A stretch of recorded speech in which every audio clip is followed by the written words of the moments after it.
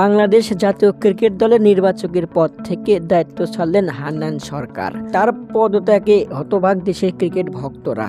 বয়স ভিত্তিক দলে সফলতার পর গেল বছরে জাতীয় দলের নির্বাচক হিসাবে নিয়োগ পান তিনি। এর আগে চাকরির 2 মাস না পেরুতেই বেতন নিয়ে চাকরি ছাড়ারও হুমকি দিয়েছিলেন হান্নান। সেই সমালোচনা বন্ধ করে বেশ ভালোভাবে বাংলাদেশ জাতীয় ক্রিকেট দলের নির্বাচকের দায়িত্ব পালন করেছিলেন হান্নান। আসন্ন চ্যাম্পিয়ন ট্রফির দল নির্বাচনেও বড় ভূমিকা রেখেছিলেন তিনি। তবে এই টুর্নামেন্ট শুরুর 3 সপ্তাহ আগেই দায়িত্ব ছাড়লেন হান্নান সরকার।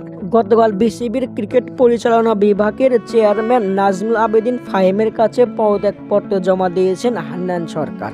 দর্শক, সব কিছুরই একটা কারণ থাকে, কেউ কিন্তু বিনা কারণে হুট করে সিদ্ধান্ত নিয়ে ফেলতে পারে না।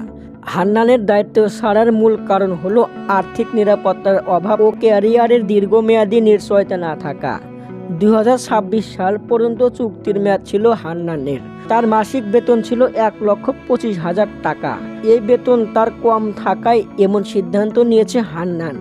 বিষয়টি তিনি নিজেই স্পষ্ট করেছেন। বিডি টাইমস, হৃদয় হাসান।